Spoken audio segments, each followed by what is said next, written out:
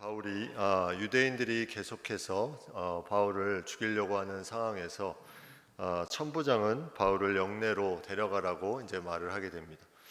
그 천부장이 계속해서 이제 나타나면서 어려울 때마다 바울을 도와주는 듯한 그런 느낌을 받게 됩니다. 천부장은 로마 시민이었다고 말하는 이 바울을 데리고 이제 가서 그가 무슨 일로 이렇게 고발을 당하고 어려움에 처했는지 알고자 하는 그런 부분들이 많이 있었죠. 그때 이제 바울이 처음으로 한 말이 이제 공회에 들어가서 이제 제사장들과 온 공회에 이제 사람들이 다 이제 모아서 다 모입니다. 바리새인들도 있고 사두개인들도 있고 이 제사장들도 있고 다 모아서 첫 번째 한 말은 뭐냐면 23장 1절에 보면 형제들아 오늘까지 나는 범사의 양심을 따라 하나님을 섬겼노라 하거늘. 천부장이 유대인들이 무슨 일로 고발하는지 그것을 알고자 이제 공회에 사람들을 모았는데 이제 바울은 그곳에서 이제 첫 번째 한 말이 뭐냐면 여러분 형제들아 오늘까지 나는 범사의 양심을 따라 하나님을 섬겼노라 하면서 그의 했던 모든 부분들을 변호하는 듯한 말을 합니다. 근데 여기엔 중요한 세 가지 단어가 들어가는데 첫 번째 단어는 오늘까지라는 단어입니다. 오늘까지라는 말은 자신이 예수님을 믿은 순간부터 지금 이 시간까지 중단하지 않고 지속적으로 하나님의 마음을 가지고 그 믿음대로 살아왔다는 거죠. 예수님을 믿는 그 시간부터 오늘까지 계속해서 그는 달려올 수 있었다. 이것을 한결같은 신앙의 모습을 보여주고 있습니다. 두 번째는 범사에 이렇게 나옵니다. 범사에 모든 일에 오늘까지 그냥 달려온 것이 아니라 항상 깨어서 그가 할 수 있는 부분들을 계속 감당했다는 거죠. 범사에 감당했다. 범사의 모든 일에 항상 깨어있는 그의 신앙의 모습을 볼 수가 있습니다. 세 번째는 양심을 따라 하나님을 섬겼다 이렇게 말씀합니다. 양심을 따라 그가 치우치지 않고 중심을 가지고 하나님의 일들을 감당하는 그의 모습을 보게 됩니다. 이 세 가지를 할 수 있다는 것이 너무나 큰 은혜죠. 오늘까지 범사에 양심을 따라 이 부분을 하기가 상당히 어렵습니다. 중간에 중단될 수도 있고 또 때로는 범사에 그렇게 하기가 쉽지가 않죠. 때로는 그냥 아무 생각 없이 지내고 싶은 때도 있지만 범사에 이것을 감당했다. 그리고 양심을 따라 자신의 양심에 어긋나지 않게 이 모든 것을 감당했다는 것은 놀라운 고백입니다. 이러한 고백을 한 것은 바울이 그 공회 앞에 모인 사람들에게 자신이 지금까지 한 일이 어떤 개인의 목적이나 개인의 어떤 이익을 위해서 한 것이 아니라 하나님이 주신 그 믿음대로 그 마음대로 달려갔음을 강하게 말하는 부분입니다. 그런데 이 말을 듣고 대제사장 아나니아가 어떻게 했냐면 바울 곁에 있는 사람들에게 그 입을 치라 이렇게 말합니다. 이런 말하는 것조차 듣기 싫어하는 대제사장 아나니아의 그런 모습 가운데 하나님의 말씀을 들으려고 하지 않는 그런 모습들을 우리가 생각해 보게 됩니다. 근데 그 입을 치라라고 명령하는 그 순간에 바울이 이것을 대받아서 뭐라고 말하냐면 회칠한 담이여 하나님이 너를 치시리로다. 입을 치라고 했는데 바울이 그가 이제 신문을 받는 끌려가는 입장에서 강하고 담대하게 말합니다. 회칠한 담이여 하나님이 너를 치시리로다. 회칠한 담이 무슨 의미입니까? 회칠했다. 담이 있는데 회를 칠했다는 것은 담이 균열이 많이 생긴 부분들이 이제 그 안에 있습니다. 이 담이 살짝 밀기만 해도 무너질 것 같은 그 균열이 가득 있는데 회를 칠했다는 것은 그 모든 균열이 균열로 보이지 않게 막아놨다는 거죠. 보이지 않게. 그러나 그 담은 여전히 약한 담입니다. 그래서 밀기만 하면 쓰러지는 회칠한 담이요 하나님이 너를 치시리로다. 네가 그렇게 말하지만 너는 회칠한 담과 같이 무너질 수밖에 없는 존재이다. 내가 나를 율법대로 심판한다고 앉아서 율법을 어기고 나를 치라 하느냐. 이게 무슨 말이냐면 공회의 이 귀한 법이 뭐냐면 무언가 유대의 율법의 판정이 나기 전에는 그 사람을 함부로 어떻게 할 수가 없었어요. 근데 여기서 보면 이 대제사장이 뭐라고 말하냐면 바울을 치라 이렇게 말했다는 거죠. 이거는 말이 안 된다는 겁니다. 피고인의 그 권리를 보장해 주는 법이 있었기 때문에 정확한 판정이 나기 전까지는 그 누구도 건드릴 수 없었는데 이 대제사장이 자신이 율법을 지킨다고 하면서 율법을 어기면서 바울을 치라고 말합니다. 바울은 정식으로 고소조차 되지 않은 상황인데도 불구하고 이 아나니아 제사장이 이렇게 하는 것은 이건 율법을 어기는 거죠. 이것을 얘기하는 겁니다. 바울이 네가 율법을 어기고 나를 치라고 할 수 있냐? 네가 율법대로 심판하는 자가 맞냐? 이걸 말하는 거죠. 이 명백히 율법을 어긴 행위임을 그가 강하게 말하면서 너는 그러므로 회칠한 담과 같다. 회칠한 이런 말씀은 복음서에도 나오죠. 회칠한 무덤 화 있을진저 서기관과 바리새인들에게 회칠한 무덤이요. 예수님께서 그렇게 말씀합니다. 회칠한 무덤. 회칠했다는 것은 똑같이 무언가 잘 장식했다는 말인데 무덤이라는 것은 그 안에 썩은 내가 막 난다는 거죠. 겉으로 보기에는 무언가 잘 장식되어 있는데 그 속에는 썩은 내가 막 납니다. 요리가 겉에 보기에는 아주 맛있어 보이는데 속에는 썩은 재료들이 막 가득하다는 거죠.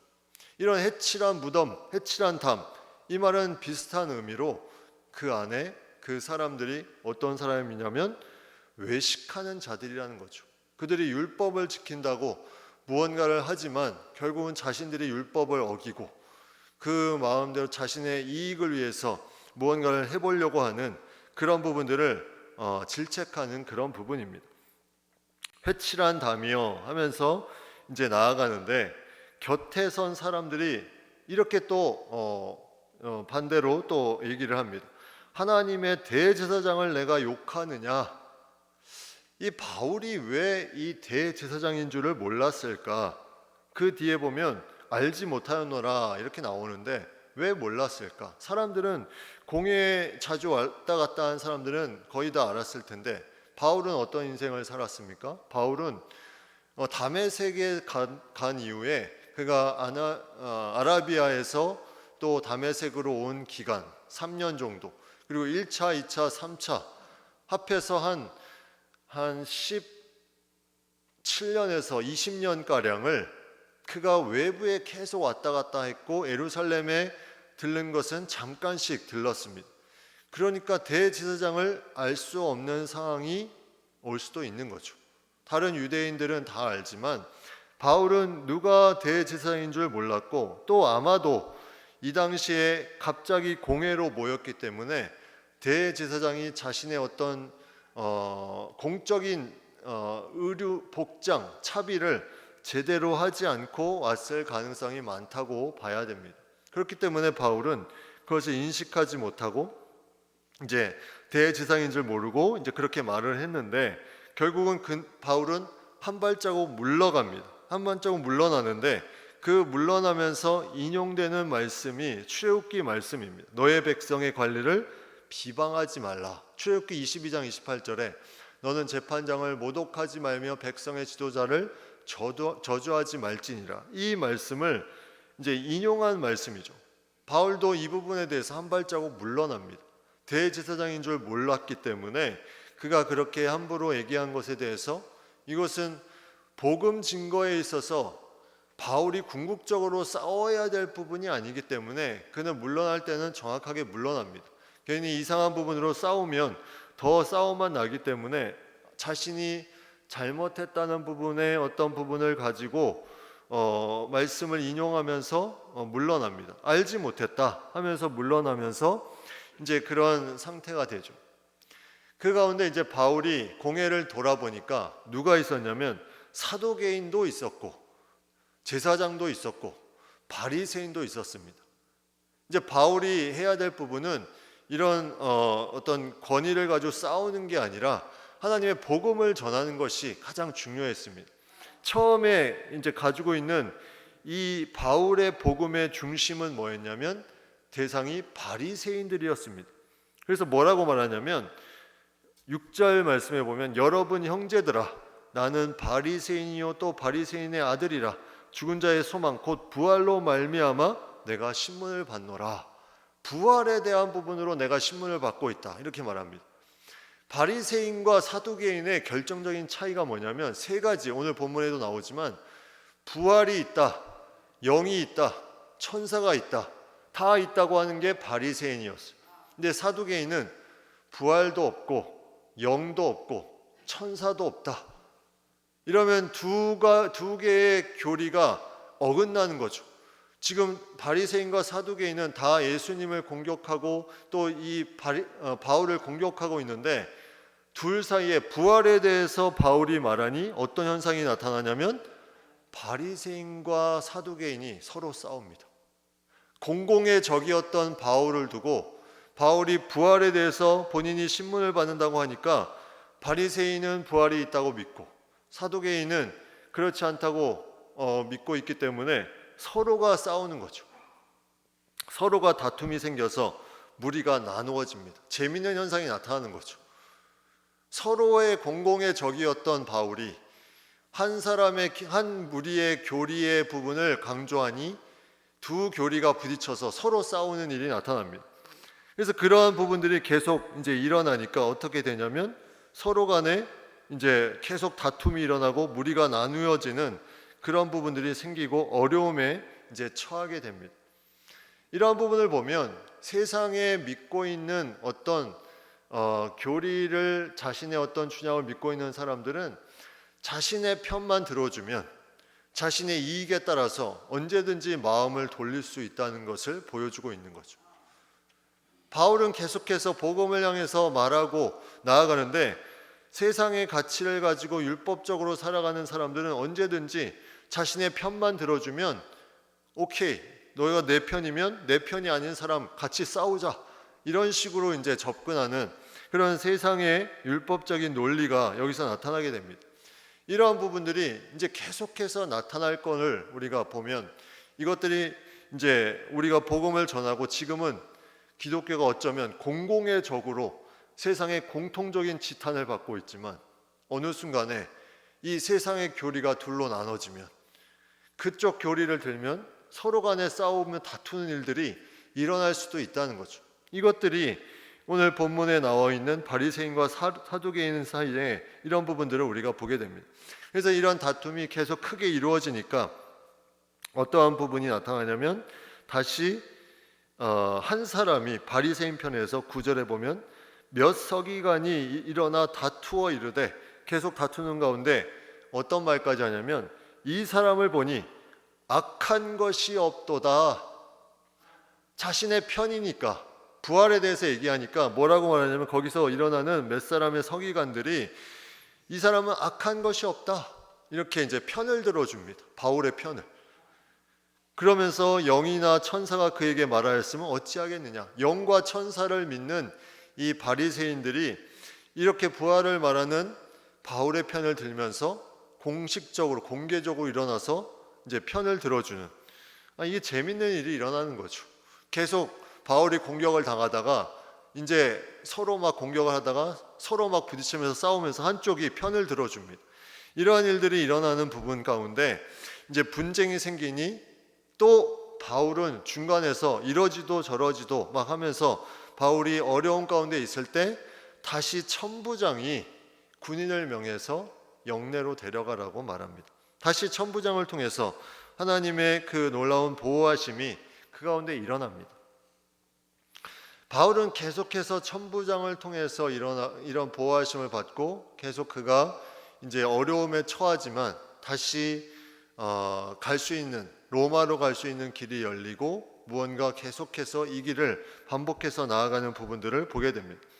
결국 이러한 일들을 통해서 그가 밤에 받은 그런 주님의 말씀이 있는데 그게 11절에 나와 있습니다. 그날 밤에 주께서 바울 곁에 서서 이르시되 담대하라 내가 예루살렘에서 나의 일을 증언한 것 같이 로마에서도 증언하여라 하리라 하시니라. 그날 밤에 주께서 바울 곁에 서서 이르시되, 과연 어떻게 주께서 옆에서 서서 이르셨을까?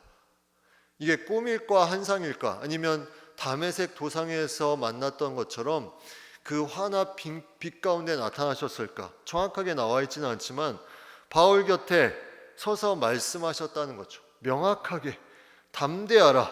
내가 예루살렘에서 나의 일을 증언한 것 같이 로마에서도 증언하여라 하리라.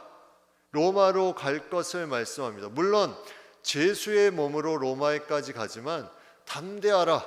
네가 로마에 가서도 하나님의 복음을 증거할 것이다. 이것을 말씀하면서 이제 바울에게 힘을 주는 것을 보게 됩니다.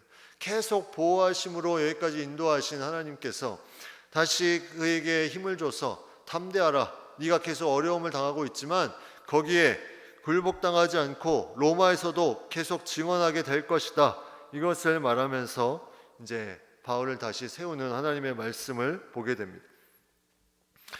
그래서 이제 바울은 이제 날이 새고 다시 이제 여러 가지 일들을 경험하게 되는데 또 다른 위기가 또 닥쳐옵니다. 계속되는 위기. 근데 여기서도 놀라운 하나님의 보호하심이 나타나요. 12절을 말씀해 보십시오. 이제 더 큰 위기는 뭐냐면 바울을 죽이기 전에는 먹지도 않고 마시지도 않는 40여 명이 동맹을 했다. 테러리스트를 보면 40명이 동맹하는 경우도 거의 없습니다. 현재를 봐도 한 많아야 5명이 동맹을 하는데 직접적으로 이제 테러에 가담하는 자는 그 정도 인원인데 여기는 40명이 맹세를 하고 바울이 죽기 전에는 먹지도 않고 마시지도 않겠다. 식음을 전폐하겠다. 이렇게 뛰어든 사람이 40명이 달려듭니다. 그런데 놀라운 것은 이러한 어려움이 이미 애언되어져 있고 이 애언되어진 가운데서도 바울은 그것을 뚫고 이 예루살렘으로 자기의 모든 목숨까지도 아끼지 아니하고 들어갔다는 거죠. 이 예언된 말씀이 사도행전 21장 11절에 나오죠. 우리에게 와서 바울의 띠를 가져다가 자기 수족을 잡아매고 말하기를 성령이 말씀하시되 예루살렘에서 유대인들이 이같이 이 띠 임자를 결박하여 이방인의 손에 넘겨주리라 하거늘 이렇게 나와 있습니다. 근데 결박당할 뿐만이 아니라 내가 예수님 안에서 예루살렘에서 죽을 것도 각오하였다 이렇게 말하면서 그는 들어갑니다. 실제로 바울은 죽을 것도 각오하면서 들어갔는데 하나님이 그를 계속 보호하시고 지켜주십니다. 이번에는 어떻게 보호해 주냐면 놀랍게 보호해 주는데 이제 그들이 어떻게 하냐면 매복 작전을 씁니다. 그 40여 명의 동맹한 죽이려는 자들이 매복해서 공회로 오게 해서 매복한 가운데 오는 중에 이제 바울을 죽이려는 그런 작전을 천부장에게 이제 부탁해서 오게 하면 그걸 죽이려는 그런 작전을 가지고 있었는데 그걸 누가 들었냐면 바울의 생질, 조카. 영어 성경에 보니까 누이의 아들이라고 나와 있습니다. 이 조카가 이것을 듣게 됩니다. 하나님의 놀라운 보호하심이 또 여기서 나타나죠. 이 보호하심을 통해서 영내에 들어가서 바울에게 알리게 됩니다. 바울에게 알리니 이제 바울이 백부장에게 청합니다. 이러이러한 일이 지금 일어나고 있다. 어떻게 해야 되냐? 저 청년 나의 조카를 천부장에게 좀 인도해달라. 그렇지 않으면 내가 죽을 수도 있다. 천부장에게 저 조카를 데리고 가서 이 모든 사실을 알 수 있도록 그렇게 얘기를 해달라. 이 긴박한 상황이 나타납니다. 에스더서에 나타나는 이 모르드게의 그런 하만의 전략을 역전시킨 것처럼 여기서도 동일하게 이 조카를 통해서 그들의 그런 악한 계략을 천부장에 가서 알리고 다시 회복되는 일이 이제 나타나기 시작하죠. 결국 이 조카가 천부장에게 가게 됩니다. 바울이 이 백부장에게 부탁을 했는데 백부장이 그대로 들어줬다는 것도 상당히 중요한 의미가 있습니다. 바울이 그만큼 무언가 신뢰를 줬을 가능성이 많다는 거죠. 그가 죄수의 신분으로 계속 감옥에 갇히며 영내에 그런 붙잡히면서 살아갔지만 무언가 그 가운데 그가 할 수 있는 부분들을 최선을 다해서 했고 그 모습이 아름답게 비춰져서 이 백부장이 그의 말을 듣는 일. 요셉의 그런 부분들을 보면 비슷한 일이 있잖아요. 요셉도 그가 종으로 감옥으로 팔려갔지만 그곳에서 열심히 하나님이 함께 하심과 형통케 하심을 그 주변 사람들이 보게 됩니다. 그래서 그를 신임하고 가정의 모든 것을 맡기고 또 감옥의 모든 것을 재반 사무를 다 맡기고 이런 부분들이 이제 나타나는 것처럼 바울도 어느 정도 그가 신임을 받았던 것을 보게 됩니다. 그래서 그의 부탁을 받고 천부장에게 가게 되고 이것을 통해서 천부장이 뭐라고 말하냐면 그 내용 가운데 이 19절에 보면 천부장이 그의 손을 잡고 물러가서 조용히 묻되 내게 할 말이 무엇이냐 하면서 이제 묻게 되는데 그때 이 조카가 이 청년이 젊은 조카였던 것 같아요. 이 청년이 이러한 일이 일어난다. 공회로 청할 것이고 청하면 바울이 올 때 그들이 죽일 것이다. 그렇기 때문에 절대로 그렇게 하면 안 된다. 그 사람들은 다 준비하고 당신의 허락만 기다리고 있다. 이렇게 말하고 있습니다. 위험천만한 상황이죠. 그냥 이 조카가 듣지 않았으면 다시 공회로 오는 길에 바울은 죽을 수밖에 없는 그런 상황 가운데 이 조카가 듣게 되고 천부장에까지 가게 되고 다시 보호하심을 받게 됩니다. 그래서 천부장이 내린 결단은 뭐냐면 22절 23절 천부장이 어떤 결단을 내리냐면 청년을 보내며 말합니다. 이 일을 내게 알렸다고 아무에게도 이르지 말라.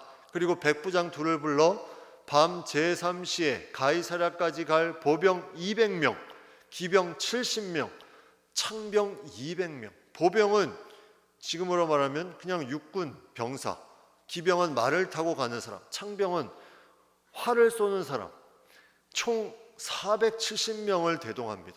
바울 한 사람을 살리기 위해서. 이게 어떻게 가능하겠습니까? 하나님의 놀라운 역사가 이 예루살렘에 주둔했던 로마의 군대 절반 정도의 인원이라고 하는데 이 470명을 대동하면서 바울을 살리려고 하는 이 부분, 천부장이 바울에 대해서 무슨 마음을 가졌을까? 천부장은 믿음이 있는 사람도 아니었는데 이렇게 바울을 살리는 것은 하나님의 놀라운 보호하심이 그 안에 있었다는 거죠. 그것을 통해서 바울은 결국 이제 가이사랴라는 지역으로 가게 됩니다. 가이사랴라는 지역은 예루살렘에서 북서부 쪽에 있는 그런 지역이죠. 지중해 쪽에 있는 그런 지역인데 거기까지 한 100여 킬로미터를 이제 가게 됩니다.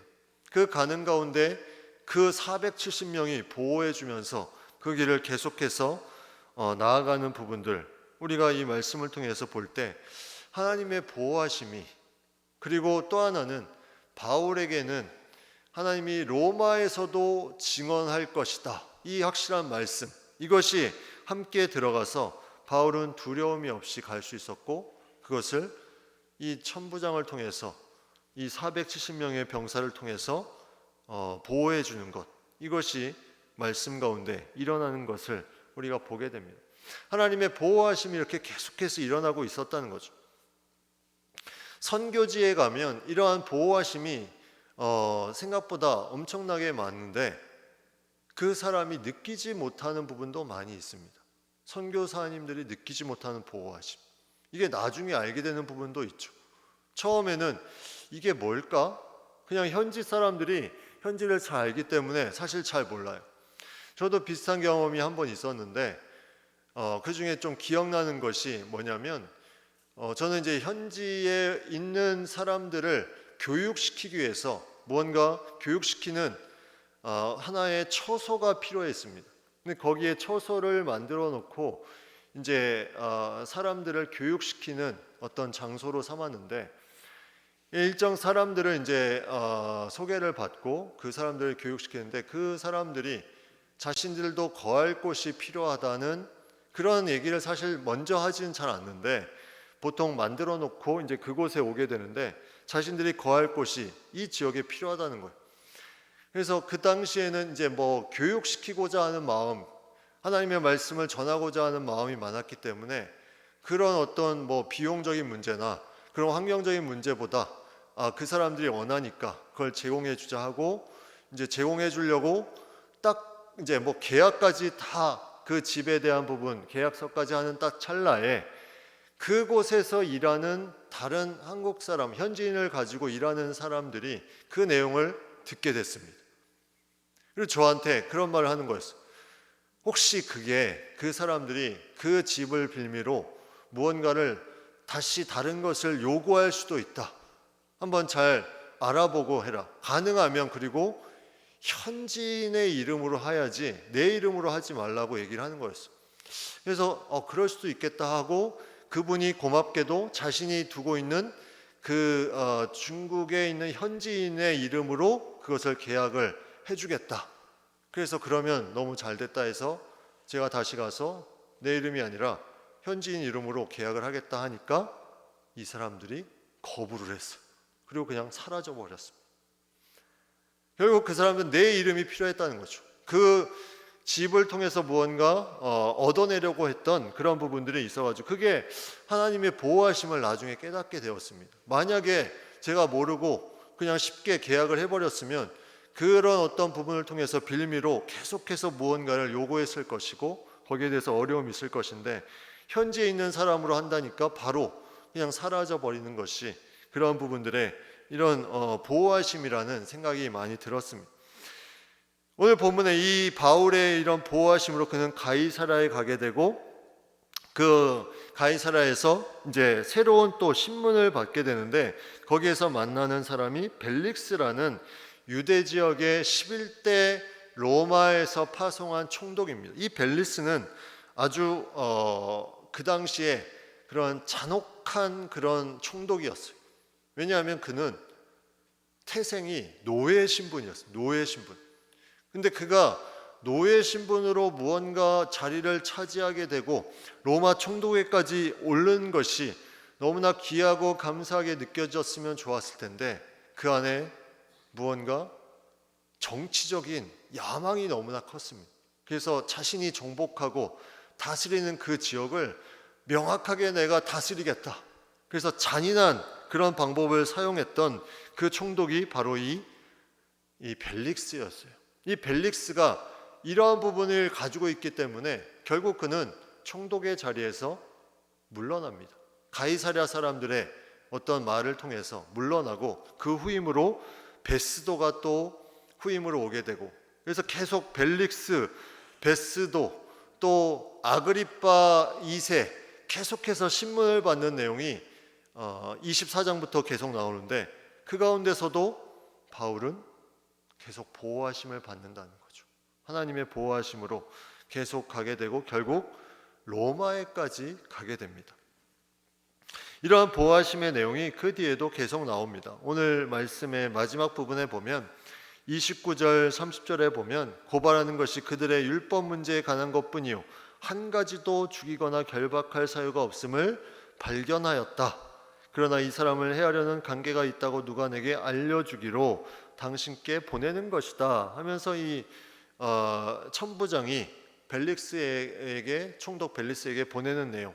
그래서 결국 벨릭스가 이제 다시 신문을 하게 되는 내용이 그 다음에 나오게 되죠.